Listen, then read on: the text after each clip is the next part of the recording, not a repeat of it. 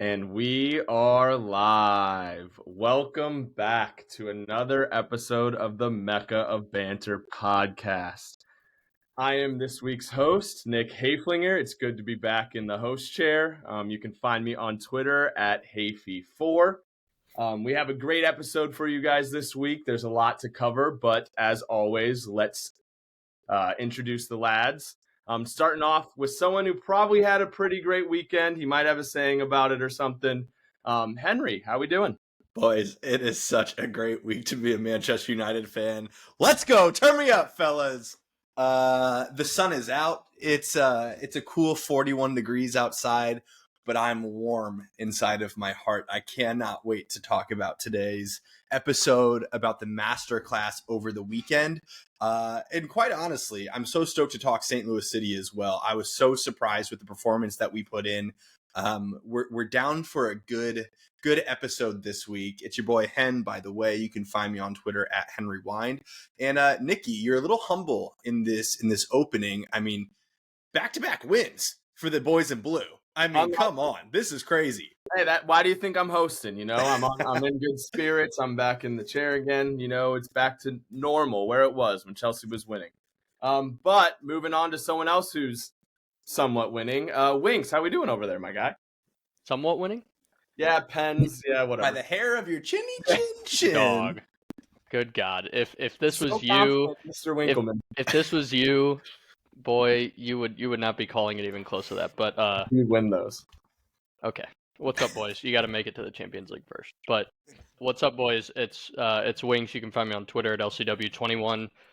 Yeah, also super stoked for this episode. I know we talked about it and Nick probably clipped it.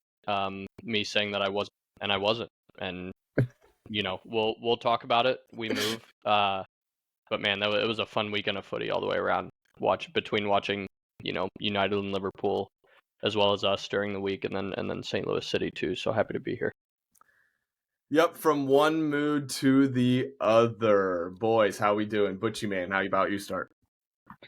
I'm great, man. You know, I'm just a chap being a lad. I'm on spring break.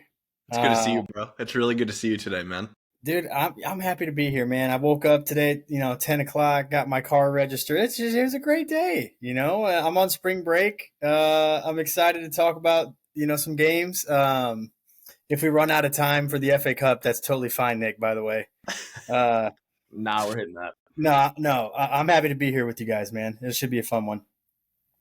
Absolutely, Butchie. I'm happy you're here. I was very, very skeptical if you were even going to show today, and I'm very proud that you showed face. So props to Butchie man here.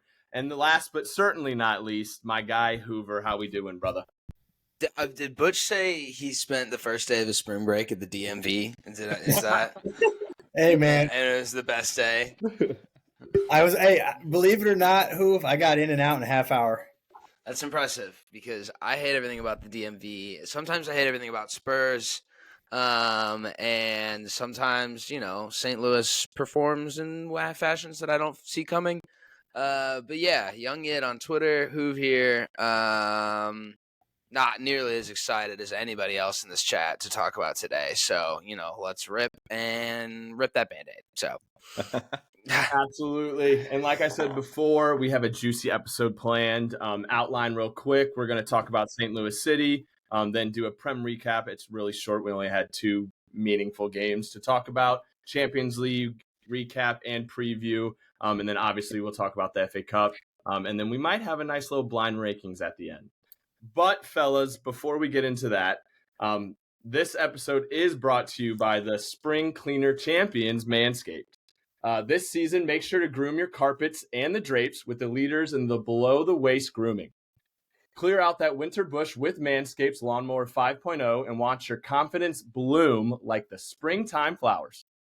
Embrace the season and join the 10 million men worldwide who trust Manscaped with our special offer.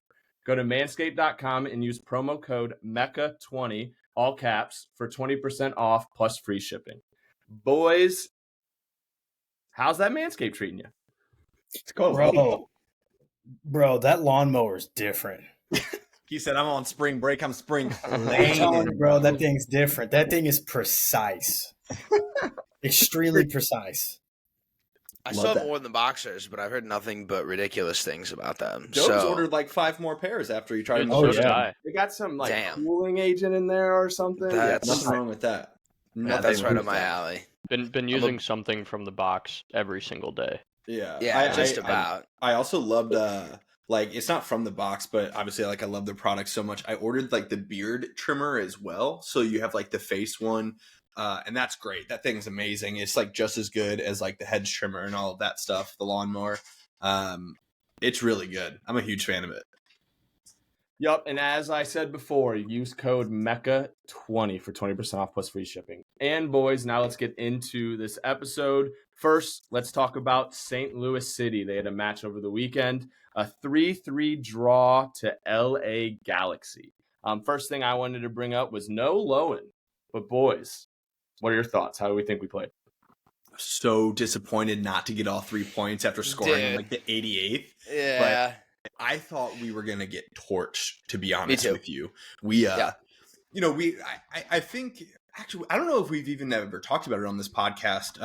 At the beginning of the season, one of like the soccer conglomerates like on Twitter reached out to like all of the major like supporter sections and podcasts, whatever. And they've been entering us into a contest all season long where you guess the score line before each game. And then they tally it up, who's got enough right, who's got them wrong. And like we literally felt so uncomfortable putting any amount of goals over 1. Like we thought even going into this game, it was going to be like a defensive masterclass. If we were going to come away with anything, it was going to be like a 0-0 draw, 1-0 win, or maybe a 1-1 draw. And so for the game to end 3-3 and us battle back each time, it was such a fun watch, and it made the 9:30 game worth it. But there is a lot to dig into. But I mean, I was stoked with the result, especially thinking that we were going to get slammed. Yeah, no Parker. We knew Lowen was out. No Parker was a shock. Yeah, That lineup came through. He wasn't even in the squad, so that was surprising. But you know, we've all kind of beat the Josh drum, and I don't feel we have too much of a drop off when he comes in. But he hasn't played nearly as much. I don't think he was as sharp as he has been in years past or games past. But even with some questionable defending, it wasn't Marcanich's night. You know, No. The back line didn't have their best night. Hen, you texted us at one point, but Marcanich was on the ground like 3 or 4 different times in the first 25 minutes. yeah. And one of them was detrimental. It was a really good build-up, fair play to LA on that one, that they scored their first in a couple of minutes, and I was like, yeah, we're in for a long one. This is going to suck. But it didn't, with the help of the best keeper in the league, Roman Unbelievable. Berkey. Unbelievable. We stayed Put on in his that head game. again. Ostrak even said it after the match. He's like, Roman was Roman tonight. He saved our ass. Yeah. Like that is just by every definition the best way to look at it. He saved it. And I even want to touch on Ostrak. Like, I mean, we've been critical on this podcast for specific, Some have been critical. I mean, I've said his name on 2 different occasions, saying he's been a good spark and shown some quality here and there. I still think that. I'll give it to you, but prior you have. to LA, I haven't seen a single reason. I mean, I kid you not, like prior to the game, I was literally like about to tweet out, like, can someone give me a positive reason for Ostrak? Like, I know the negatives, but like I need to see it from a different perspective. I can't see it. And he got his goal, but the defensive work rate between him and Durkin completely eliminated Ricky Puig from the game. Like, I mean, other than like he hit the crossbar, which was just kind of like a flash in the pan moment early in the first half. But second half, he was nowhere to be found. We made him super uncomfortable. And so, Ostrak got the goal. That's definitely going to be the headline. But I thought his defensive work rate between him and Durkin was fantastic. There's a lot of really good things to say about those two. And then also, like, we've been saying it for a couple weeks now, where we've been so excited to see Nicholas Dyer, or Dewar, however you say his name. But Marcanic has been playing in a way that you just can't drop him. Like, he's been so solid. And I think we all saw the first half, it wasn't his game. And Dyer comes in and has a great half. Like, he plays really well. He shuts down that whatever dude, whatever his name is. 28. Paint still, yeah, dude. He who's was a baller. all He's a over dog. the place. He's a dog. But they forced him over to the other side, and Tottenham was just as good as Dyer was. So I thought after the first 20 minutes, we were really shaky the first 20 minutes, and we settled in. It was great, man. No, I completely agree. And going back to kind of what Hoover said about the defense, I've said it many times, but I just think that's going to come with experience. Like we've had so many, and not so many, but we've had so many. I keep saying it. We've had a lot of different partnerships in that back four as far as our center back pairing and being thrown in at the last minute. And I think that first 20 minutes it kind of showed, especially with our spacing and stuff like that. And I mean, we haven't even. I don't know if Hen, you just mentioned it here, but Nielsen's bike. I mean. Unbelievable, great finish. Who saw that ridiculous. Who saw that coming? Did not see that coming. I think Henry said it as well, but like wasn't even going to celebrate and like yes, get over there.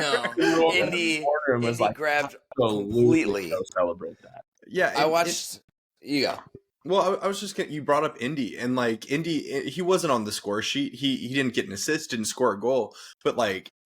Whatever that guy was doing in the offseason, I feel like we're watching like a different player this season. Like I think, and I could be wrong here, I think he's the most like in shape guy on our team. His pressing stats, his running off the ball is absurd. I think last year he was kind of like a jack of all trades. We could stick him in the central role. We could stick him out wide. We could play him as like, a second striker. He could play anywhere. And now like he's solidifying a little bit more of that like right side outlet. But I mean, the guy doesn't stop running. I've been so impressed with him this season. And I think this LA game was just proof of everything that he put into the offseason. So whatever he did, whatever he was doing, I mean, that was the way to prep yourself for a season. I mean, first half we have Klaus kind of isolated as the lone 9. Sam comes in the second half and provides some spark, I suppose, between the two of them. And maybe we're just a 2-striker team, and like maybe we just got to run with a front 2, and that's what's going to make it successful. Because by themselves, they're not always getting it done by themselves. I was just going to mention Zhao once you said that and talking about Indy. I thought, given the circumstance of the game, I thought he was great.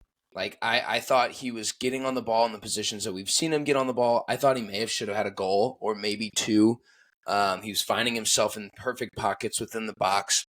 There's a lot more of what we saw last year with just him as the lone 9. You just build around that type of guy. But I'm worried that you're right, that we're going to see this Sam up there partnership and Klaus decide to be a 10. Which we all know my thoughts on, but in certain game situations, probably like this one, I don't hate it. You've got 2 guys that enjoy pressing, and then you're a little bit deeper with the rest of the midfield. So I was really disappointed to give up the last goal. I thought the defending was miserable in the box on the set piece. I think it was Durkin that let his guy just slip ahead. That sucks, but the context of the game, I think this is just a massive point. I watched this game with a couple of buddies who, not diehards by any means, but, keep up with it a little bit. And going in, I was just like, we're going to get pummeled. Like, I truthfully think we're going to get rolled. We all bet the over because we had no idea what that was going to look like. And that banged, obviously. It usually does.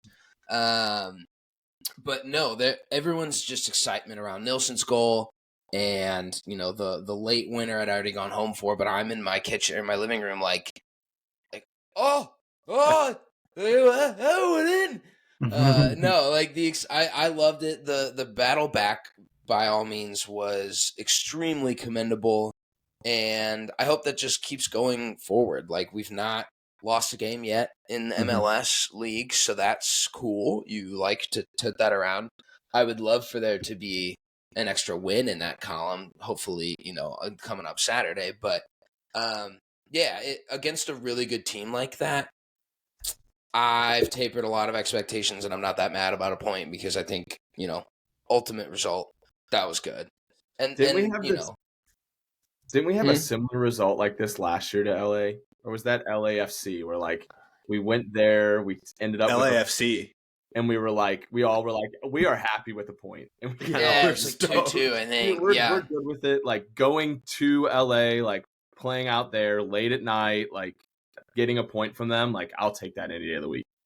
You mentioned that, 100%. when you look back on it, it's going to be a really big point. I think, the context of the point, we've only played, 3 or 4 games in the MLS this year? Yeah. Like, we've had the 2 CONCACAF Champions League games, so it feels, Champions Cup, whatever. It feels like we've played more than we have. But, yeah, to be undefeated through 4 games and playing 2 really difficult opponents away from home, I think that bodes really well for our confidence. Going into Saturday, though, I think it's going to be hilarious on Saturday. And the reason that I say that is DC United's head coach is also from the Red Bulls lineage. Like, they are also a really high, counterattacking, high press team. Not super they don't play a lot of pretty soccer, but they have Christian Benteke up front, who is a baller. They have Mateus Klick in the middle, who's a baller. I think that you're forgetting I was their about to say, stud where right was- mid. where was Jared yeah. Stroud? Jared Stroud that hit a fucking pill against Miami. He did hit a pill. Brother, he hit a bomb. But I think that it's just going to be a hilarious game back and forth. I expect this to be one of the ugliest games that we play all season in terms of stop start, not very fluid. But it's going to be high flying. It's going to be fun to watch. We'll see how it goes. You want to win your home games. Have to. Yep, absolutely. As Henry mentioned, St. Louis City's next action is this Saturday against DC United at City Park. I assume some of the boys will be out there. But yes, we move. Moving on to the Prem recap. To be fair, with all the FA Cup matches and stuff like that, we did not have many Prem games. We only had 4 of them. So I'll quickly go through the ones that don't really matter. Burnley versus Brentford, 2-1. Luton Town, Nottingham Forest, 1-1. West Ham United and Aston Villa draw 1-1. That one's kind of important to me because they're both ahead of us, because I need those guys to not win points. But so do we. The main reason we're all here and talking about the Prem recap is you, Mr. Hoove, a 3-0 loss. Fulham 3, Tottenham 0. How did it go, Mr. Hoove? Well, first, I would like to apologize if you're a fan of any of the 6 teams that were just mentioned. I don't know anyone. I don't know anyone personally that calls Luton Town a fan and they're a fan of, but I digress. We move. This one. So, whole context here. Andy Hoover decided to book a Plink class, which is high stress Pilates or something. I didn't know that was the workout class you did. That shit is so hard, bro. It was so hard. I'm in so much pain today. This was Saturday. So I've watched the replay since, but when I tell you the genuine shock on my face when I walked out of this class with a 3-0 in the 62nd minute at Fulham, I was shook. I didn't even know what to I was getting on Twitter. I'm trying to watch the game, and not a crazy starting lineup by you guys. By no means my were you brain was expecting this result. My brain was in an absolute pretzel at how this could even happen. So I rewatched it. Obviously, it was really disappointing. I don't even really know how to approach it. Fulham could have had 5 or 6 maybe. Spurs also missed 2 sitters and a couple really good setups from Matters and Richie. So the what we've come to see and know from Spurs is just this ridiculous, relentless attack at any point in any game. We've come back. Don't quote me on this, but come back at least one of the top 5 teams from being down this year. So that's the general expectation. You go down right before half, fine, get in the dressing room, sort it out. But you know what's going to come. What the second half plan's going to be. It's the same at the first half. You just need to do it faster. So for them to give up 2 quick goals immediately after half was just, it sucked everything out of the game. And Ange said it too, that this one was really disappointing. Scorelines are scorelines. But this one was really disappointing just in the way that he felt the team's reaction was to going down quickly in the second half. They didn't keep their shape. They didn't keep their identity. They didn't, play the game plan that is just the game plan. There's no other plan B. So disappointing, I think, on that front is just not seeing the response. Sonny was devastated in his interviews after the game. Like, he was just so pissed off at the team himself. Everything kind of collectively. So, maybe it was coming. At some point, there was going to be a team that was going to do this to Spurs. So, it, feels like a gut check, feels like a reality check. It sucks knowing that Villa dropped points too at home to West I Ham. was about to say. Could have leapfrogged into fourth. And not only that, we blew our goal differential over Villa. Yep. So, I was watching the end of this last 20 minutes, and I'm, begging for a goal. I'm like, just put us back up on that. Give us the goal differential back. We, cleared them last week. We beat them 4-0. One of the best games this year. So much fun. It wasn't there at Fulham. I was wholeheartedly expecting a win. I was expecting a comfortable win. And it just wasn't that. Anthony Robinson is working himself into, a top 5 in the league left back conversation. He's been extremely consistent, but not just consistent. He's brought so much to their attack. He should have had 2 assists. He only had 1. Set up a lot of really, really good play and was solid defensively on Kulusevski. So, credit to the American. You, if there's a silver lining, I can root for my countryman. I guess kind of British kid, but also I don't know. Yeah, I don't know his lineage, but yeah, it sucked. But it's Tottenham, lads. I hate to keep coming back to that and just being like, well, it's Tottenham. Spurs are going to Spurs, bro. I so desperately wish Spursy wasn't a part. Just the phrase Spursy wasn't a part of my life. But I've done this, 12, 13 years now. I'm not really escaping it anytime soon. And it's a project. Ange is in a project, build. Ange We're out? fifth. We're fifth. We've gone 8-3-1 since in the last 14 games. There's people that are pissed online because there's no plan B. He doesn't have another way of doing things. But okay, maybe he doesn't. I do find that his subs were a little bit too late in this one specifically.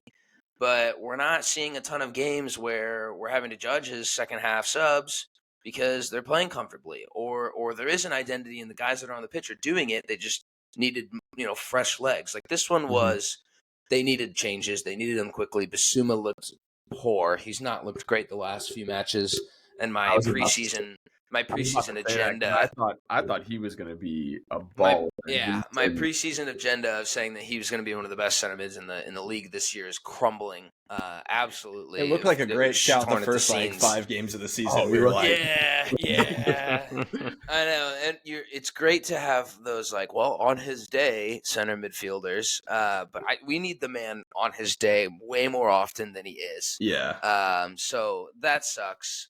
Bentancur has not been in his own, quality of play either, I don't think. So where does that leave you? That's about all we got. Pap Sarr is great. I think he's going to be great in the future. He's also 22. We're there's a lot of things and outside factors to take in consideration.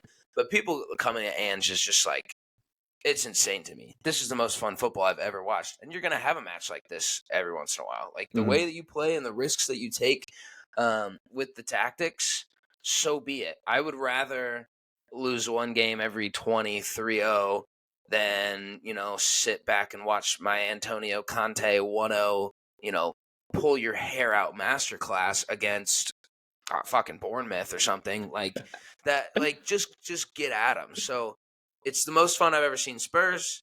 It sucks, and it's a super demoralizing loss, and Twitter's a terrible place to be when Spurs lose, as with any of our club, I would imagine. But man, yeah, okay, Buster, yeah. No, it is funny. Our Twitter account, our Mecha Twitter account, because we all follow everything. team accounts on Yeah. our Mecha account. So if you go through and you just look at our Twitter on our For You page or the timeline, whatever the fuck it's called, it's so many Spurs accounts. And after that game, it was like, everyone was talking about all sorts of things. But my favorite tweet of the whole thing was like maybe 2 or 3 hours after the game, someone just said like, in summation, when Ange took this job, we knew that there was going to be ups and there were going to be downs, and we would be foolish to think that a down was never to come. Like we've had so many ups, and this is one down, but that's all part of it, and like we'll come right back up. And so yeah, I just think that Twitter is a funny place for any of our clubs. It just so happened to be Spurs this time, but yeah, you get so frustrated because you know that you can be better than that, but then like just wait a week and it's or 2 weeks, I guess, because international break, and it'll be totally different. So yeah, the ups and downs come, bro. Yeah, it's just trust the guy. He's been there how long? Like he had a month before the league started, and he lost the best striker that Tottenham's ever seen, and we're doubting his ability. We're sitting in 5th, a couple points clear of whoever below. So like, that's an improvement. We finished 8th last year, lads. It's an improvement. Take it, run, accept it. This one sucks. Eat it on the chin. Move on. Yep, and you guys got Luton Town next, so hopefully you guys can gain some confidence in that one. But that'll do it for our Prem recap. And before we get into the FA Cup fixtures, I do want to talk a little bit of Champions League, something my club does not know about at the moment. But hey, we're still here to talk about it. And before we get into the very juicy and very spicy next round matchups, we have to talk about the very close nail biter between Arsenal and Porto. The luckiest team in the world, baby. Very confident Arsenal fan, Lucas Winkleman. How we doing? What's up, boys? Who said who was never once nervous? Never once nervous. Never once entire nervous. Penalties. Not through the entire 90 minutes. Never nervous. Man, Winks. You know that you were sweating so hard during that PK shootout that you had to put the Manscaped ball conditioner on your gonads. That was clever, but when I tell you I genuinely wasn't, I had no fear in the 5 guys that we were going to put up there to go and bang in every single one of their penalties. I had no fear. And I can genuinely say that this is the first time in maybe my entire fandom that I've been completely confident in 4 or 5 guys stepping up to take their pens. So literally as like overtime, like because the way the game was being played out, Porto was obviously trying to get to pens. Like that's what it seemed like. They were trying to force penalties. So like for you, when like overtime was over, you guys didn't score a goal. You were still pretty confident going into pens regardless of that. Okay. And that wasn't even banter. Like I actually just genuinely wanted to know because I feel as if Porto was really wanting you guys to go to penalties to see if you had a chance. No, and I would own it if I was, but like I said, this is genuinely the first time and naturally it just happened to be, in a Champions League second leg. But no, I mean they're all very confident penalties. Yeah, that's what and I want to touch on that specifically at some point, but I do think that this was our most significant win of the season across all competitions. I think for a couple reasons. I know some of you guys watched it. Was really tactical, really scrappy. Yes, we've had some good games against top teams in the Prem, and we scored a lot of goals on other teams. But hey, pups. But I was literally muted that whole time because I was like, the dogs are gonna bark at some point, and I just like went to unmute myself, and immediately they bark. I'm like, God damn it! You're good, all good. Where was I? Oh yeah, I did want to call out though that we talked about it after the last leg of the Champions League. The Porto really figured us out defensively, playing that mid block, and after watching both of these last legs, probably one of the best mid blocks in all of Europe. In that first leg, in the first half, Odegaard completed 6 passes in the first half by itself. He was dropping so deep, trying to find the ball because of how they were clogging the middle of the field. Their back line was playing so high we couldn't do anything with it, and it just didn't work. So then we go to this leg. We learned from it. Arteta told Odegaard, you're not dropping into that space. That space is purely Jorginho, Rice, Ben White when he steps into the middle. And I want you to play around the corners of the 18-yard box where you can receive the ball in more crucial spaces. And so we saw that, in the 40th, 41st minute of the second leg where Did they have mics during the halftime? Yeah, were you in on the chat? Oh, Was it were like you in on that? was it Arteta, Odegaard, and no, Lucas? but Arsenal Twitter is Arsenal Twitter. And it can be inferred if you look at heat maps, look at the way he received the ball compared to how he did in the first game. But we saw that work exactly when he did receive the ball outside the 18 and then took 3 or 4 guys out of the play by sending that through ball to Trossard, who scored a very Thierry Henry-esque goal there. Great finish. Obviously, that was the only goal for us in regulation. Before you guys bring it up, that 30-year-old wingback for Porto did lock down Saka pretty well. But on that same note, we were going down the right side. What are you doing? He was in his He's pocket. emptying his pockets. Yeah. He's trying to find Bukayo Saka in there. But on the same note, we were going down the right side of the field almost the entire game.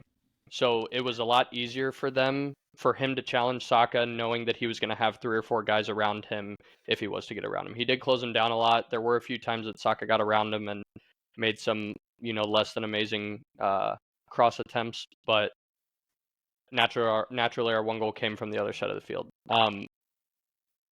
Lights are bright, man. I get it. Lights are bright. They are, bro. He scored his pen, so relax. But this was the biggest game of the season because of what it did for our mentality. I think that there was a psychological, You don't know what it does for your mentality? Oh, I do. Dog, Okay. Being down 1-0 in aggregate and playing against a team that's defending you so well, so differently than any other team has up until this point, and overcoming that and winning in pens and being stone cold. You can't tell me that if you were in that situation, that wouldn't do good for your mentality. You can't. Yeah, but if I was also as confident as you are going in, I would have to check. Buddy, I'm not a player. It's super easy for me to be confident in any situation. Your mindset for yourself now and saying that it applies to them. All I'm saying is you have no idea how they're going to react to it. Like, you're right. I mean, great that you all made it through to the quarterfinals. Like, none of us know how our guys are going to. You have no idea how the United boys.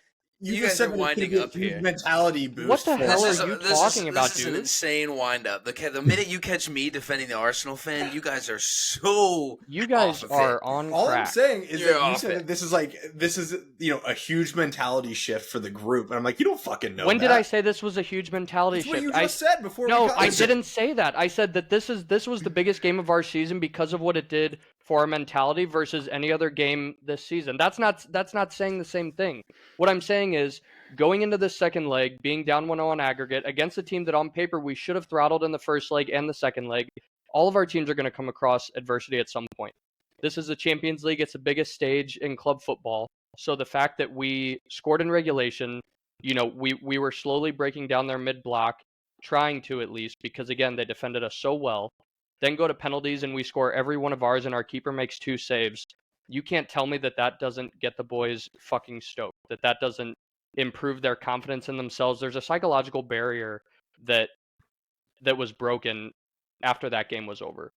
We even saw it before Penn started. Aaron Ramsdale was over with Raya looking around. I saw a video on Twitter looking around to make sure that, other team or other players and coaches weren't looking over, but he was helping him get ready for the pens. I have no idea what he said, but he was one confident motherfucker standing between the pipes during all of Porto's pens. I did see one tweet. One thing that I wanted to go back to about the pen specifically was that we took an average of over 7 seconds after the whistle was blown to start our run up on taking pens. Porto averaged over a second and a half or something like that, or right around there. Butchie, you may be able to speak to this better being a coach, but I feel like that's got to be a psychological thing, having your players stand over the ball for that long before you make a run up, or at least give the goalie time to think more second guess themselves before they run up and shoot. You're right. I see the psychological advantage to it because you're making him think. If you're taking 7 seconds, he may second guess am I going left? Oh wait, he's taking forever. Maybe he's going right. You're right. There's something to that. for sure. I Grease think Saber used to take like forever in between the whistle and him shooting. Yeah. Like, Mhm. yeah, he used to take forever. from a non-confident penalty taker, I wanted to get that ball off the spot as fast as possible. So, like, not giving any sort of relevant experience here, but like even just having the wherewithal yourself to sit there for that long, look at the keeper, know what you're gonna do, look at the ball. Like, probably could have taken some tips growing up from that, but I was terrified genuinely of it, and maybe that's an aspect too. Dude, no. What I think it was Raya's first save, whichever Porto player it was that took it. It might have been Wendell actually, but he, as soon as the whistle blew, he started running right away. He didn't even like lean back or take like one step back, but he just ran up, shot it immediately, and it was telegraphed as hell. But You Also, just have to think. I was just gonna say, sorry, had no banter whatsoever, and I want to see what everyone else thinks. Did we think he left a little early on that last pen? Like, they didn't show any replay, nothing of Raya saving that last one, and I thought it looked like he left a little early. I didn't see a replay. I saw replays during the game, but I can say that wasn't something that I was looking for. I saw But conversations, not but take the away pens fact were that he did well. the pens were so bad too. Yeah, At they some were. point, you're just like, all right, I'll give it to you again. I Try and don't do know, better. Raheem Like, Sterling was way worse than anyone else. You have to think though, if the average is over 7 seconds, that has to be something that they've talked about. Like, sure. yeah, everyone, Mhm. all 5 of us have taken a pen before, and we all 5 have different styles. Like, if you're over 7 seconds, like as a team, like, Well, that- there's no way of knowing that though. There's no way of knowing that they for sure talked about that. I mean, So did they leave that out? Did they and leave how that that- out and of how that your affected recording that they them. gave you after the match? Mm. Did they leave that out? yeah, I guess so. Is that the B sides of the album that they gave you of all of Arteta's Yeah. comments to the team? Yeah, they usually send me the recordings. the yeah. locker room Arsenal recordings. Vision was actually in the huddle with them before they went out Yep. to take Elliot, them. I Yeah, was texting Elliot the whole time. yeah, And yeah. he's like, "Yeah, make sure you talk about this." No, but Yeah. bottom line, we found a way. We just have to keep finding a way. Not every win's going to be pretty. We're going to have to figure it out. Bayern's definitely not going to defend us the same way. And so, yeah, I think we get them at home on the 9th, and it's written in the stars. Harry Kane's coming back. I knew that this would happen at some point in the Champions League. I'm fucking stoked to play them. They have a ton of ballers on their team. I think it's going to be a really good game. But in this first leg, Bayern, their fans aren't allowed to travel to the Emirates. Yeah, what's up with that? Why? So their last game against Lazio, their fans threw flares on the field after they won. So they banned them from traveling to I don't know how many of the next away fixtures. That's wild. Of either their domestic league, I'm not sure, but I know at the very least they're not allowed to travel to the Emirates. So that's a huge advantage because you guys know how loud the Emirates is already with away fans, and not having them behind one of the nets or in one of the corners is massive for us. You have to take advantage of that first leg because anybody in the world could go to the Allianz and lose 4-0. Like Anyone, yeah. I think that's just something that could happen. And even with the state that Bayern's in, they're not great right now. You're catching them at probably This the is best the time for us to play them. Yeah. Easy. But boy, am I so excited to see that ring kiss pizza in the oven celebration in the corner of the Emirates, baby. I'm going to eat that alive. I will say, I think the coolest thing that came out of that Arsenal Porto game was that split photo of Pepe guarding Henry, and then Pepe was it Trossard that he was guarding, Yeah. like that same one, whatever. It was like 14 years later or 15 years in between the two. Like, that's so sick. Like, And he was commanding the hell out of that back line. He was immense. I haven't watched a He was single one of great. their domestic league games, obviously, but yeah, He was immense. Like, he was great. I was genuinely impressed at what he was performing with. Yeah. And for that ball to just go through his legs, I mean, poetic to a certain degree. But, like, dude, we even texted about it, right? At the beginning of the game, Arsenal had a set-piece opportunity from, outside of the 18. And Arsenal are the kings of doing this little stay in an offside position, jump back, and then get back in for the cross. And first set piece, Porto's was defending ready. it. They were ready. They jumped the jump. Like, they jumped up when the Arsenal players jumped up, and then they couldn't get back on sides in time. And we all were like, Oh, they'd been practicing that. Like they Dog. were prepared for that. I saw another tweet that the entire warm up, 35 minutes, they had all 11 players in their box defending set pieces. They weren't warming up doing anything else. They were literally just in there clearing the ball. So, that tells you what it was going to be, and that's exactly what it was. But those Portuguese teams, man, though, that's exactly what they'll do to you. Yeah. Built different. Absolutely. And as Winks alluded to it, the next round of the Champions League, Arsenal will take on Bayern, and that is a juicy matchup. Do any of the other boys have anything they wanted to touch on with that one? Arsenal, Bayern. I think Hoove, you hit it on the head. This is the best possible time for anyone in Europe to play Bayern. It is. They are not looking good, and they can't quite figure it out. It's inevitable that Harry Kane's going to put up some numbers. Like, he just continues to be doing it. But as a whole, they're pretty leaky. And I think that's going to be it's going to be a good game. Yeah, I think I completely agree with Hoove. I think it's inevitable that we're going to see a Mr. Harry Kane Selly in the corner. But as we move, the next juicy fixture is Real Madrid versus Manchester City. And oh my boys, does that give me goosebumps without even thinking about it. Oh, dude, that's gonna be sick. What do you think? So good. What do you think's gonna happen? I'm gonna be different here. I think in this tie, I think Jude Bellingham announces to the world that he's the best in the world. I think Jude's going to be the difference maker. How is that different than I feel like what probably a lot of us are thinking? Well, because City, he has to do it against the best team in the world, which is Man City. If he does it against the best team in the world on the biggest stage and knocks them out, he's He's him. Yeah. He's that guy. Yeah, I mean that would be insane. There is word on the street from Real Madrid that there's going to be getting some of their players back. Like, Madrid's been injury plagued since the beginning of the season. It's Courtois, it's Militao, it's I forgot who else. Someone in the midfield. Yeah, Alaba is one of them too. But word on the street is they might have at least Courtois and Militao back for this game, which would be insane. So don't know if they jump right into a game of this level, but if they could get Courtois back, that would be a huge, huge, huge thing. The De Bruyne-Courtois feud would just be insane. Box office. So good. That is so wild. But again, like, anytime Kyle Walker goes up against anyone, Mbappe, Vinicius, like anyone like that, like, it's just fun to watch. And you get two of the best in the world in their respective positions going at it. So I think that's great. And I think that Haaland has a lot to prove. I agree with that in this round. He's been not great the last several weeks, still leading the Prem, but like, he hasn't been great. If he can go into the Champions League and continue his goal scoring form in the Champions League, I think that'll be a huge silence to the haters.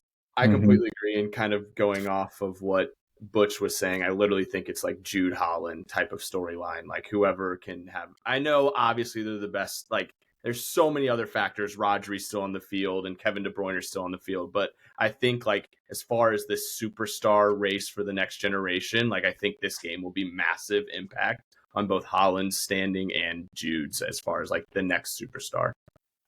And meanwhile, you still have that Kylian Mbappe guy scoring hat tricks over the weekend, and he's also into the next round of the Champions League. So, it'll be just an interesting... Do we all still credit PSG as an actual club anymore?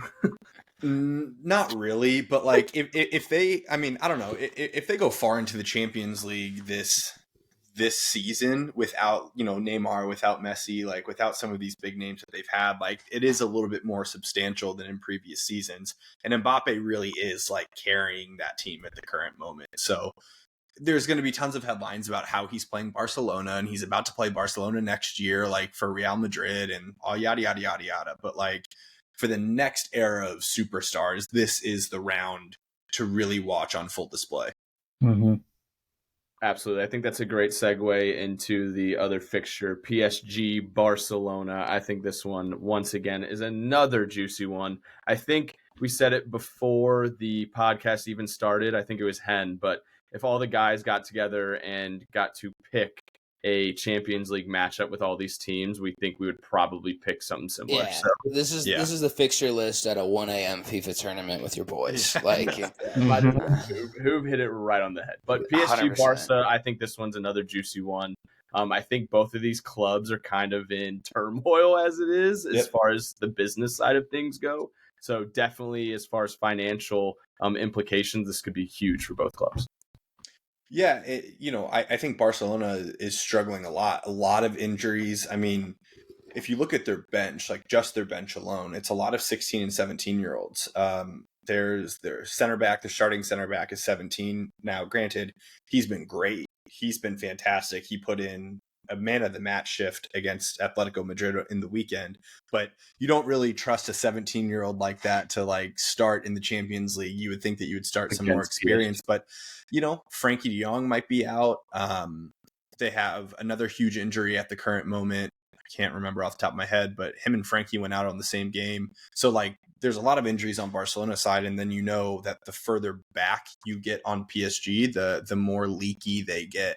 They have a really strong front three, and then the midfield three is fine, and the defensive four isn't great. So I don't know. I think that there's going to be goals in this game. Lewandowski's got to be that guy in the Champions League.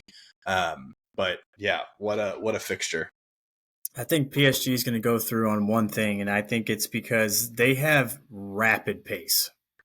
Rapid pace. Mbappe, Muani, and Dembele. And I think Barcelona is going to struggle a lot trying to keep up with those kind of players. And I think I could see Mbappe really popping off because Barcelona's defensive record this year has not been great. No. Not at all. So when you go up against speed like that, you can't teach speed like that. I think PSG has the advantage. I'm almost annoyed that they're on the other side of the bracket because I think we do see Mbappe in a final again. And I think that they're going to get rolled over by maybe any of the four teams on the other side. Like literally Arsenal, Bayern, Real, City, all four of those teams I think would punish PSG. So, not sure who comes out of it on any of those, but it's stupid. The only thing that is like, I mean, you hit it spot on, Butch, of like just the pace of PSG. You forget that you have Dembele on the other side. Like both of those guys are so fast. And Mbappe, I mean, we saw it in the World Cup final. Like France played terribly. They were atrocious, and Mbappe drops a hat trick. Like it's just one of those things that he really is that guy where you can shut down a whole team, or PSG can give up 2 or 3 goals and then he can score 3 or 4. It is a really weird thing about him and against a Barcelona backline that is not blessed with pace. So I don't know. It's going to be a toss-up, and it could go either way. I think if Barcelona is going to advance, they're going to have to play some really pretty soccer, and PSG can rely on being a little bit uglier and just a long ball and dump and chase kind of tactic. I couldn't agree more, but like we've been saying this whole time, it will be spicy and it will be a good game to watch. The other one, Atletico Madrid versus Dortmund. This one, again, what an insane matchup to have these two, especially the way they've been playing with Atletico's high press and all of that fun stuff. I also do want to mention Sancho kind of playing well of late with Dortmund. I want to say chill on that. He scored a goal, which is like cool. He has 2 goals. Yeah. I mean, fine. Like, whatever. But like, you watch him play, and he had one highlight where he pulled this really cool move in the middle of the field, and that was sick. And yes, his first game he had an assist. When anyone talks he has about 2 goals. Like, good for him. That's awesome. But like, you throw Jadon Sancho into that game against Liverpool over the weekend, he does not influence the game. He just doesn't do it. So I'm stoked for him. Every goal he scores, that because of the result. If it was the other result, no. Every goal he scores, I'm stoked about it because it raises the transfer value. Stoked about it. But Sancho's not coming back to United. It's just not going to happen. I would like to be the first to take the credit for saying that Inter Milan was probably going to beat Atletico Madrid was probably going to beat Inter.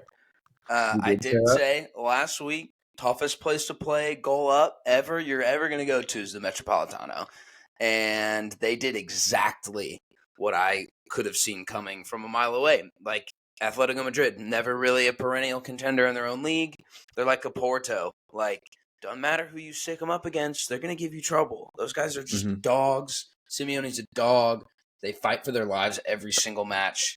I don't love it. I don't love Atletico Madrid by any means, but my ball knowledge has been confirmed. Thank you. I appreciate it. Elite. Confirm he has the receipts. Butchie, I know you want to talk about Griezmann though. I love him, bro. He's so good. I love that dude so much. He's just the difference maker. He's the difference maker for a team that does not play the prettiest style of offensive footy. But you give him the ball, he will create stuff for you. He's made guys like Morata. You guys know Morata has almost 20 goals this year. Yeah, I hate that so much. And the fact that he does is a big compliment to Griezmann because he's the guy that's feeding him. He's the guy that's creating space for him. He's just unbelievable. I love the dude. Absolutely love him.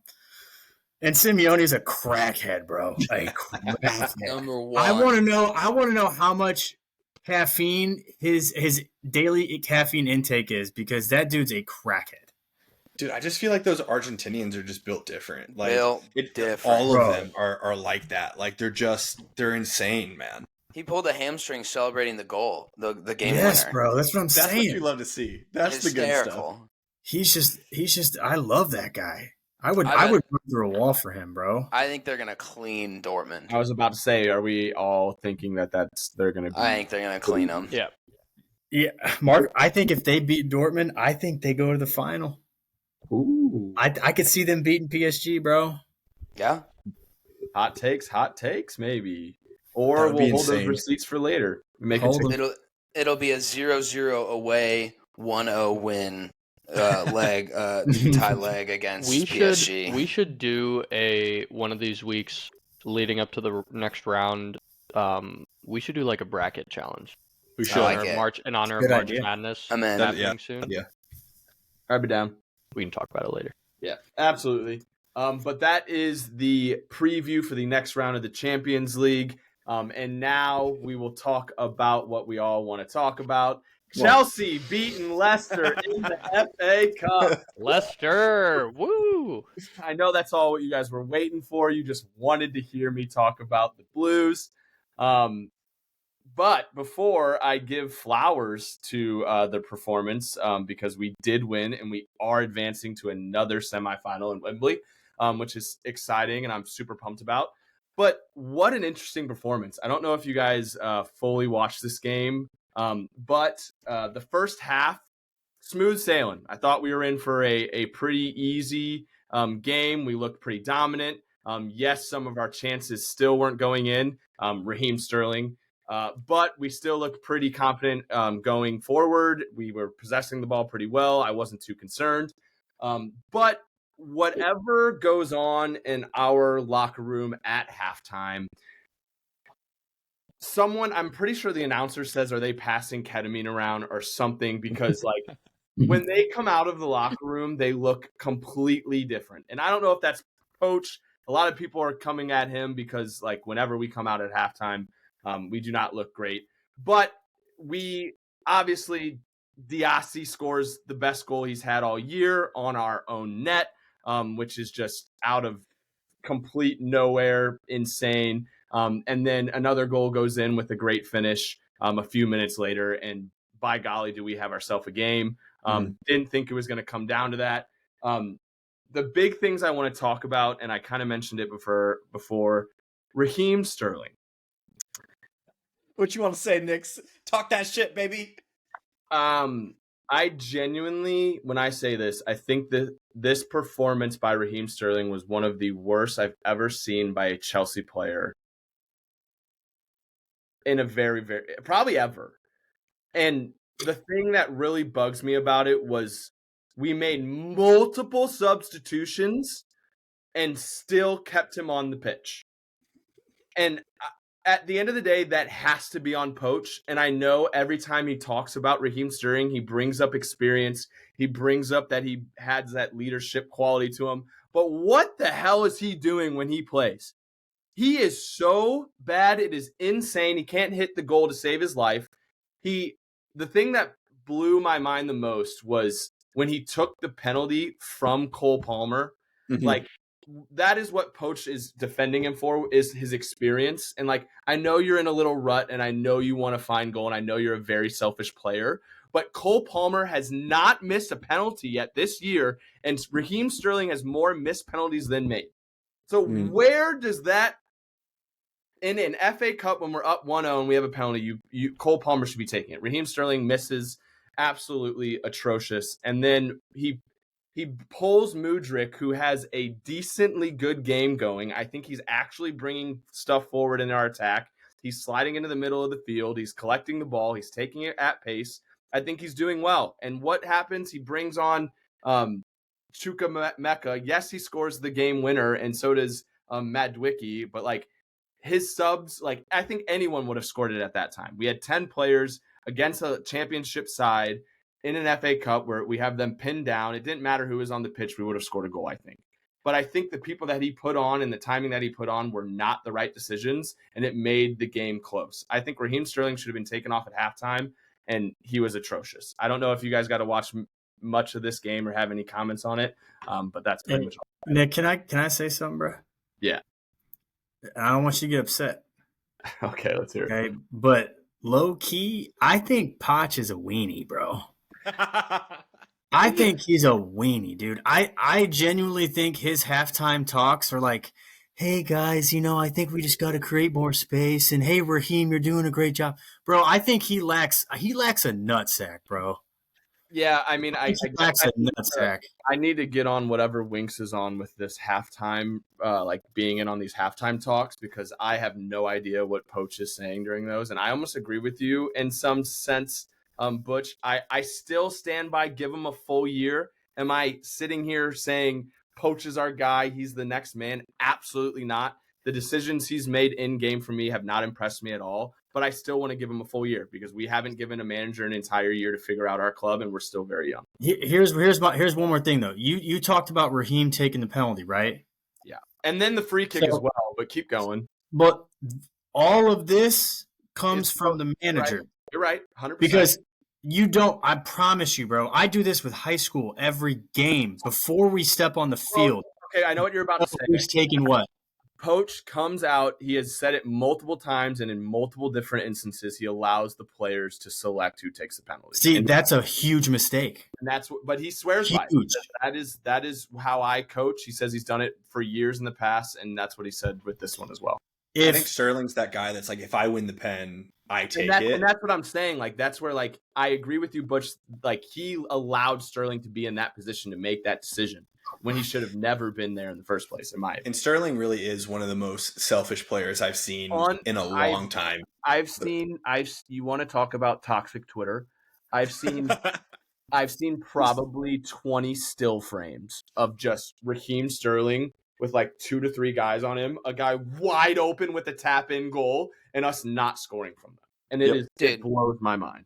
My favorite thing to come from this game, I didn't watch it. I watched the highlights, but the TikToks and videos that I've seen from the stands of his free kick have been hysterical. They have been the funniest thing. I mean, it is like full comedic gold. When Poach pulled Mudryk and not Sterling, we booed. We booed Poach because of that substitution. And then when Sterling came off, we booed him again. That's rough. Yeah. I just, if he starts next game, I may be on the toxic Twitter train. But that's what I'm saying, bro. Like, you, as a coach, you got. If I see Sterling playing like crap for weeks, you gotta bench his ass. Like, I'm pulling him in my office and I'm like, hey, brother, time for the bench, brother. You know what I'm saying? Like, you just gotta tell him, like, dude, look, somebody else is gonna play because you're not performing, and this is the cutthroat business. I'm sorry, but he hasn't done it one time. I completely agree with you, and I that is on Poach, 100%. We need big results. You're not bringing me the big results, so you're gonna have to find the bench. That's just what it is. Alrighty. Moving past that FA Cup draw, we will move on to one that may not have been that exciting for some of us, but maybe some for others. Liverpool versus United, a thriller Who do we want to start with? You know what? I want to hear Butch's thoughts. I was gonna say I want to hear Mr. I want to hear Butchart. Butch's thoughts I on want this to hear game. Mr. Butchart on this game, because boy was it a good one. Oh man, a lot to talk about. So much. I'll talk about it for as long as you want to talk about it. So much to talk about. I'll start off. I'm a good sport, and congratulations on moving on. Thanks, bro. Fuck you. Congrats on the win. But my true opinion is the first half hour. Did all 5 of us watch the game? Yes. Oh yeah. Not Okay. all of it, but yeah, second half. Okay. So who did not? Okay. First 30 minutes, United looked really good.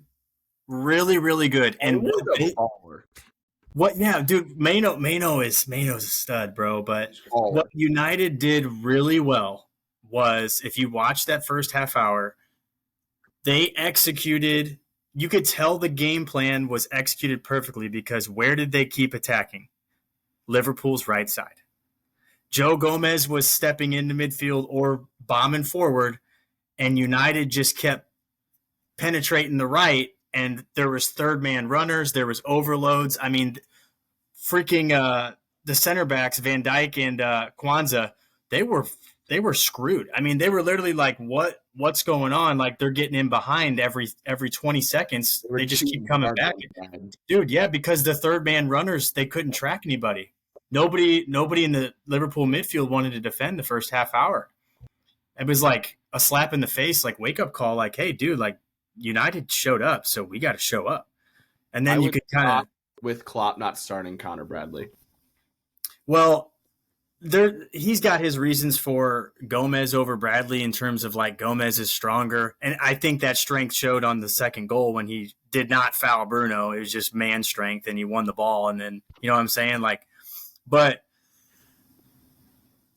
kudos to United for having a game plan to execute that part of our game, because it was a weakness. We did not look good on the right side. And I am so disappointed with Mo Salah, bro. He looked disinterested. He just looked so arrogant, bro. He looked arrogant for me. And that's the biggest thing I hate, is arrogance on a football field. Like, dude, he looks like he was there because, yeah, it's another game, but whatever. I'm just kind of here. Like, he wasn't running. He wasn't like, he was wasting so many opportunities going forward. He was wasting so many passes, giving the ball away. He was too slow in his decisions.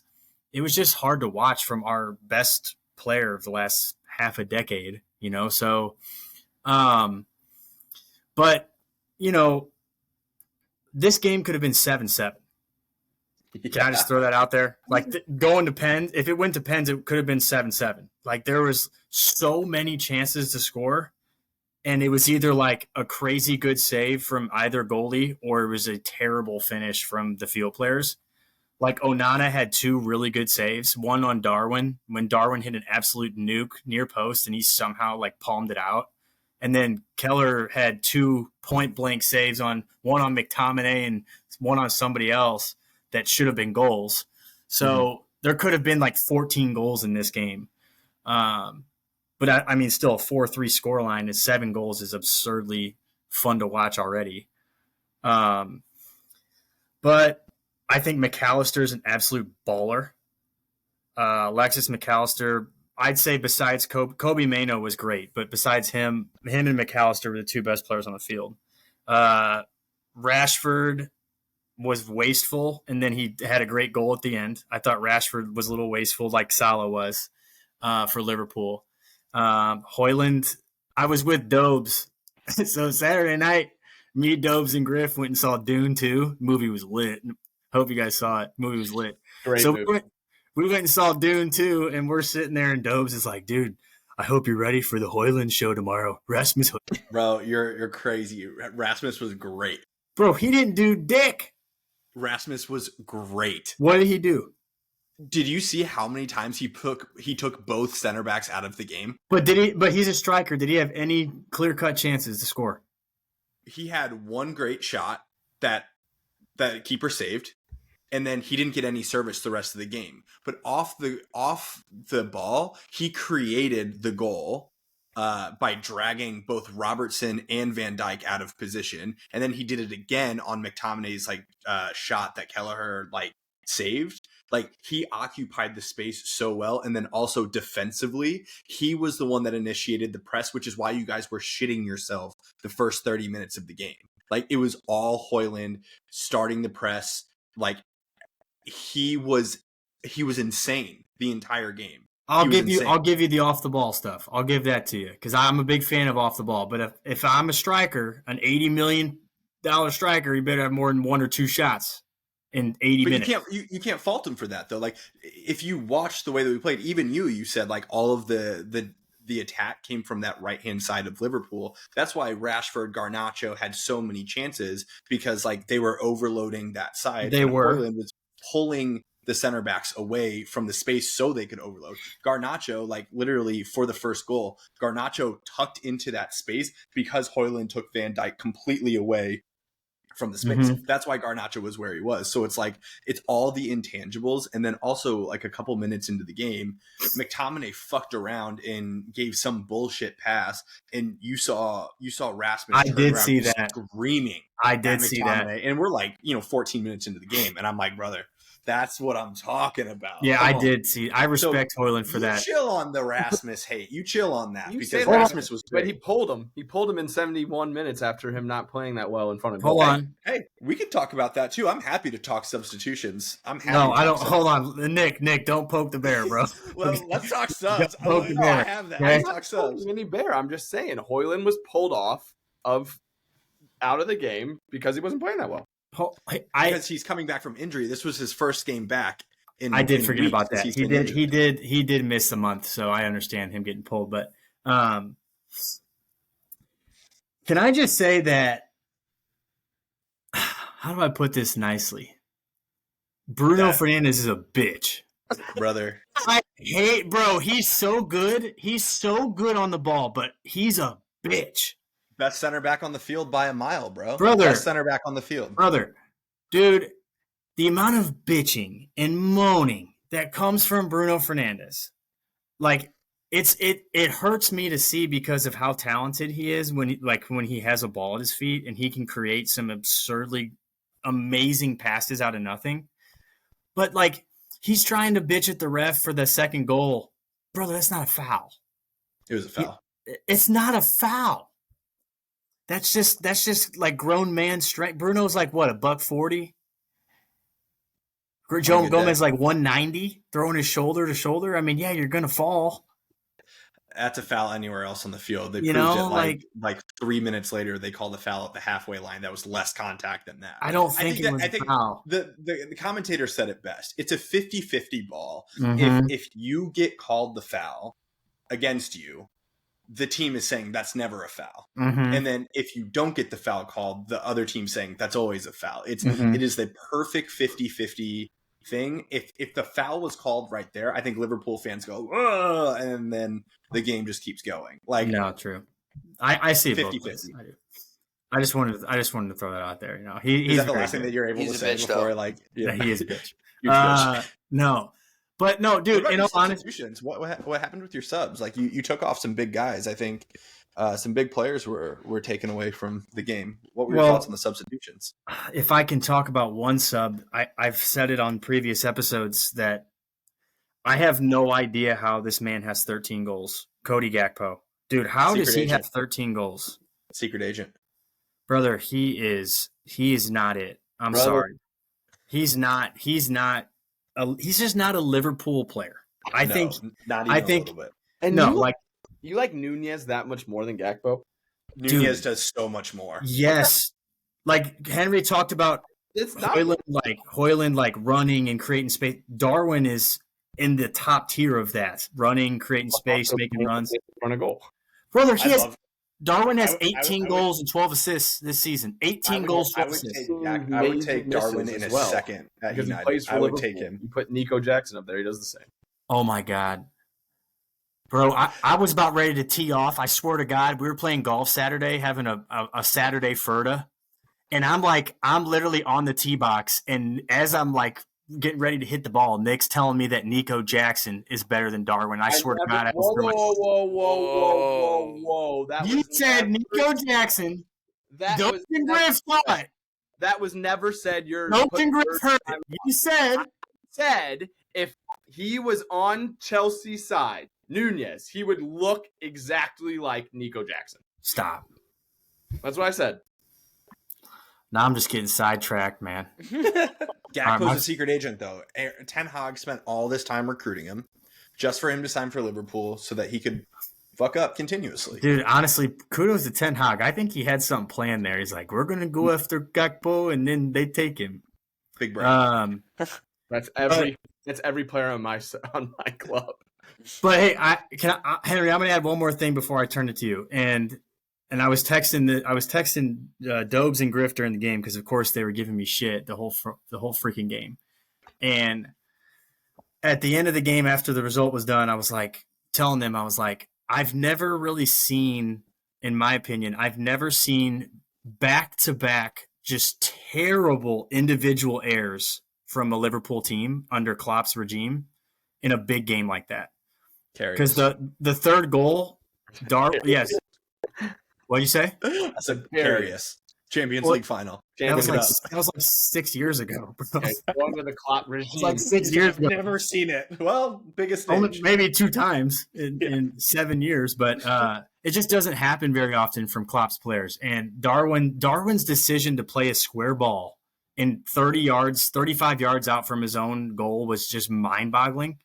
And it was a great finish from Rashford. But the fourth goal, bro, Harvey Elliott, I don't even care if you send that. I thought he won it for you guys. So did I. I thought he won it. But dude, the ball comes to you. You and Endo kind of get in a little mix up, maybe 2 yards apart. But if I'm Elliott and I see, I think it was Garnacho, right? Garnacho's running full steam, who's quick. I'm sending that thing to the Stretford end, bro. I don't care. I'm not letting them counter. That's just not going to happen. You just know, the game of football by now. You're at that level. But he tries to just pop it up to himself, and I'm like, dude, what are you doing? And the minute Garnacho won that, I go, we're fucked. And I saw Diallo on his bike, bro, and I'm like, 2-on-1, this is not good. And, of course, it's 120th minute, and what a finish from Diallo. Unbelievable finish from him. Because I thought ball from Garnacho. That was a bad ball. Awful ball. It was a horrible ball, and I thought he took it too wide. I thought Bradley defended pretty well. Yeah. I thought Diallo went wide, but he dug that thing out, and that was a hell of a finish. But just 2 terrible individual mistakes that you cannot make at a big elite team in a big, big game. So that's the last thing I'm going to say. The other mistake that I thought was, I was screaming at my TV for you, was the 5-on-2 that you had at when you all were 2-1 up. Dude, and Gakpo, I think, was the one that led the 5-on-2 and then just didn't pass it to anyone. And I was beside myself. Bro. What did I just watch? Bro, that is why you train 5v3s, whatever. You train that at practice so much for that reason. And the fact that Gakpo he looked like he had no clue where to pass the ball. He didn't make a decision. It was so weird.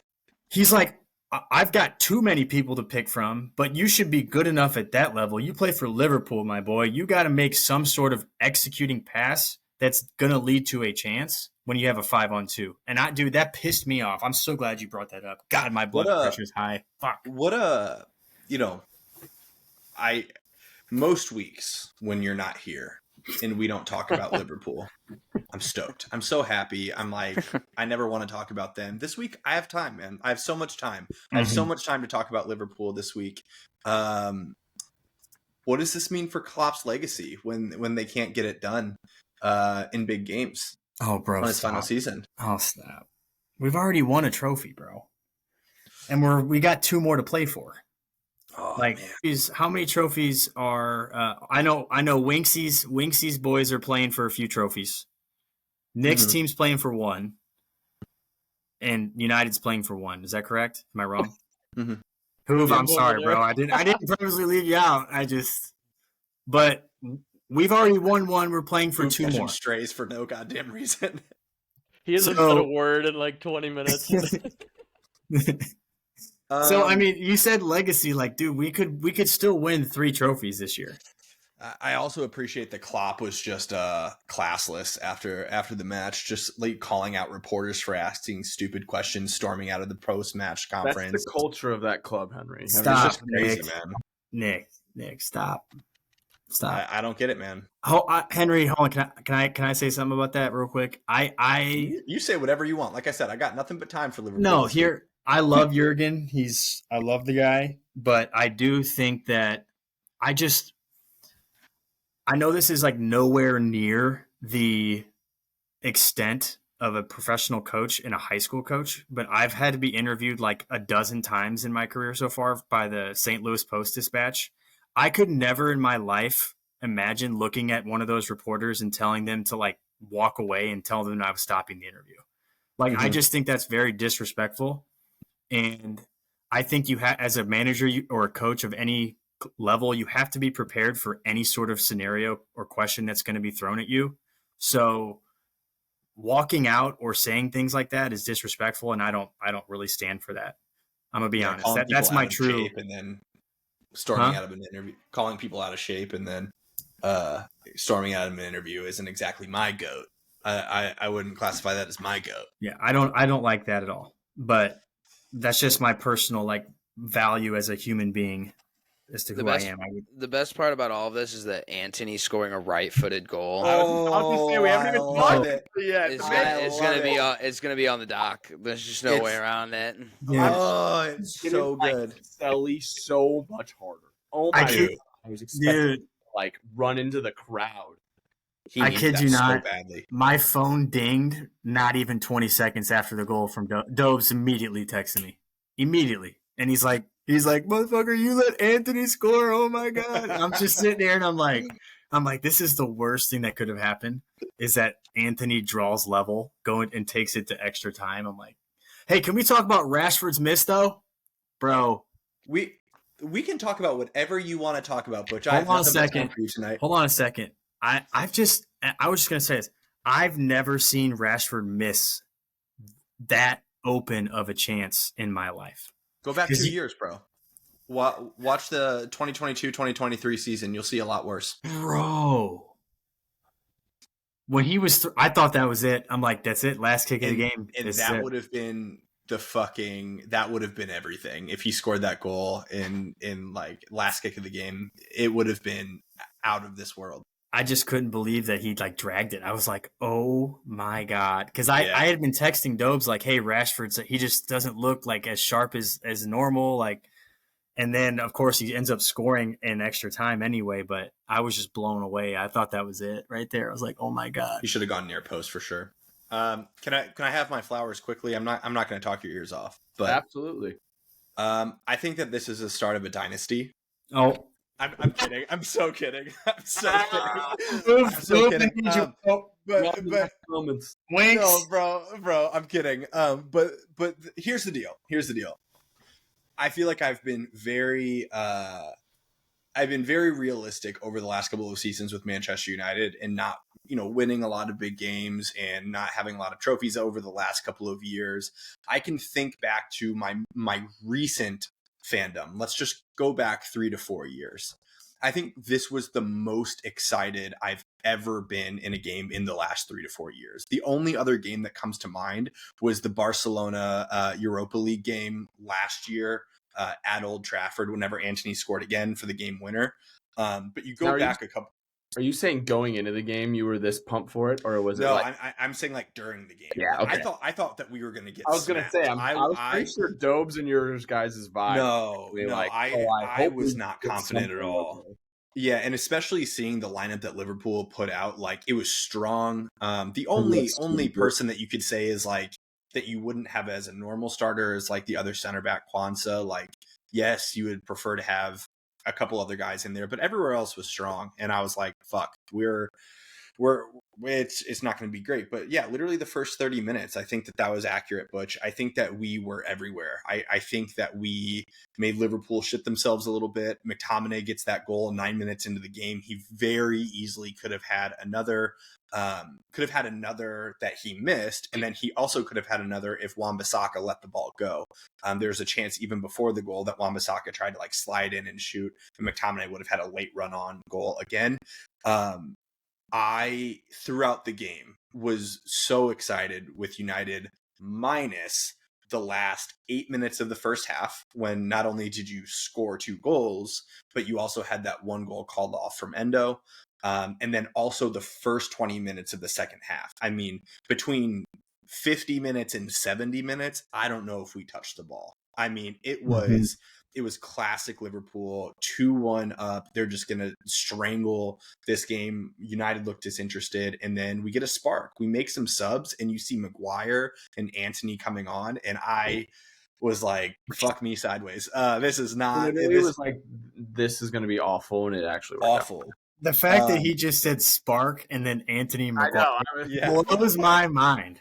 But I will say Antony and Maguire both put in an absolute performance. Both of them. Maguire was strong in tackles. He was winning 50-50 balls. He was going forward a lot. He was winning, headers. I have not a single bad thing to say about Maguire's performance. And granted, he didn't play the whole game, but he played a lot of minutes. Like, we went to the 122nd minute or whatever it was. Maguire played a lot of that game. Antony played a lot of that game. And mind you, in overtime, Antony was playing as a left back. Like, I mean, there was a lot of determination from this United side that I think in previous games in the season, we've just watched them kind of capitulate and just say, fuck it, I'm done. I'm not going to fight. I saw a consistent fight from these guys, and that was so awesome to watch. That was so good to watch. I thought Diallo, I think obviously, he gets the goal, he gets the red card. If you look at some of these like tweets after the game, you have like Ahmad had the most colorful 30-minute cameo of any game ever. And like, yes, he gets all the plaudits for that goal that he scores, but all of the defensive work that he put on, like even before that, he was going into tackles, he was carrying the ball when he needed to carry. Like, I can just look around that starting 11 and the subs, and there's so many guys that put in a great performance. Having Wan-Bissaka back, pocketed Salah. We're talking about emptying pockets, Nikki. Like, we found Salah in fucking Aaron Wan-Bissaka's shorts. It was great to see. And you know what? Like, Onana had a great performance as well. He had 3 goals scored on him. I think one of them he might have been able to do better on, but some big saves that you alluded to, Butchie. Old Trafford was rocking. I mean, obviously after the goal, the whole stadium's like standing on their feet. They're erupting. It's exactly what you want to see. And for me, Kobe Mainoo, bro. Yeah, he is unbelievable. Dobes gave like a really good reason for why Jordan Henderson is getting called up to the senior England team and Kobe Mainoo isn't. And that's for leadership, and that's for, experience and all of that stuff. But you watch that kid drop that performance, against the midfield 3 that is Liverpool. Guy doesn't put a foot wrong the entire game. I think maybe he had one misplaced pass early in the game, but I mean, his dribbles, his progression, and we got to see a side of him as like a 10, basically. Like, he was going box to box, and like, he's just so You want to know good. who he kind of reminds me of, and you guys can call me Cap or not, but Conte, a little. Like, just because of like, he's just everywhere. He's a good ball everywhere, carrier. like puts in a tackle, moving forward, Yeah. plays the right ball, can be simple at times. Like, I think that Conte was faster. I think he could cover more ground, and he could kind of like run that solo 6 spot by himself, even though allegedly he was an 8, but he's not. I think that Kobe Mainoo is just like, he's just that guy. He's so good. United have one to watch for a long time. England have one to watch for a long time. But then you can't fault the determination of this United side this game. And I know that it may not be their next game, and I know that it probably wasn't there the game before that. But you even think about, like, at one point I was thinking to myself, in that 20 minutes of the second half, whenever Liverpool was just doing what Liverpool does and strangling the game, I was like, what determination from them? They go down 1-0, they give up a lot of chances in the first 30 minutes, but great teams, they come back and they know how to do it, and they have great determination. One missed chance isn't going to be the end of the game. And you look at Rashford, and he misses that huge chance at the end of the 90 minutes. And Rashford is like a very confidence-based player. It bothered the fuck out of me that on a couple of his shots that he had, he didn't look at the goal a single time. In the slow-mo, in the replays, doesn't pick up his head, doesn't anything, misses the goal. But he did the same thing for the goal that he scored. He doesn't look at the goal, doesn't pick up his head. He just knows exactly where he wants to place it, and that's that. And so you got to just be so excited for him. Antony, he needed that goal so badly. With the right foot, that's great. And say what you want, Antony's been dog shit. He's been so bad, and you can just only hope that maybe he's our new left back, because we don't have one. So He's never beaten the allegations. That's true. And I can't defend the man, but as the He's player, definitely he beats some things, but not the allegations. Hey. I also think besides that goal, he wasn't spectacular. I just think that he comes on. There's just a couple of things that he did that's like out of character for him. He went right 2 or 3 times, which that alone is like earth shattering for Antony. Having to drop back and play that left back position. We haven't even talked about Bruno other than being a bitch. Bruno's playing that second center back position for all of overtime and like towards the end of the game. And granted, like, he's not going up against like any big tackles or anything, but he's also like on one leg. He's spraying the ball around from deep. Like, you just gotta love guys that are willing to do, anything. I don't know if you all saw, because, obviously you're not United fans, but going into extra time, you can see whenever Ten Hag told Antony he was going to play left back, you can see him being like frustrated. Were you there? Were you in it? Were you in that? No, you can just see it in the fucking thing. It's on camera. There's audio of it.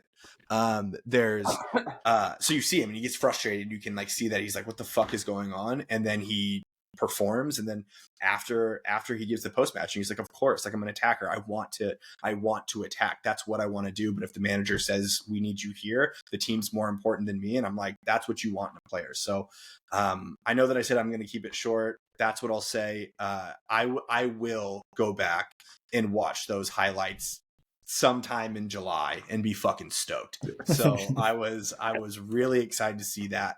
I know I talk a lot of shit on a lot of teams out there, but there's literally not a team that I hate more in the entire world than Liverpool. And so after giving up like 17 goals against them in the last 3 times we've played them, this felt amazing. Bro, it's gonna be July 6th. We're gonna be at Hot Bots weekend on the dock, and I'm gonna be 12 Coronas deep, and this dude's gonna show me his phone with the Liverpool United highlights from freaking March. I'm gonna be stoked. It's gonna suck. I loved it. It was great, bro. Well, as the FA Cup winds down, there will be another round, and that will be without Liverpool. United have drawn Coventry, and Chelsea have drawn Manchester City. So those matchups will be on April 20th, and we are hoping that Chelsea can take home some hardware, maybe? Fingers crossed. But that will do it for this episode of the Mecha of Banter podcast. Make sure to follow us on all of our socials. And of course, this episode is brought to you by Manscaped. Make sure you're using our code MECHA20 for 20% off plus free shipping. Cheers, lads. Great episode. Yeah, boys. Cheers, boys. See you guys.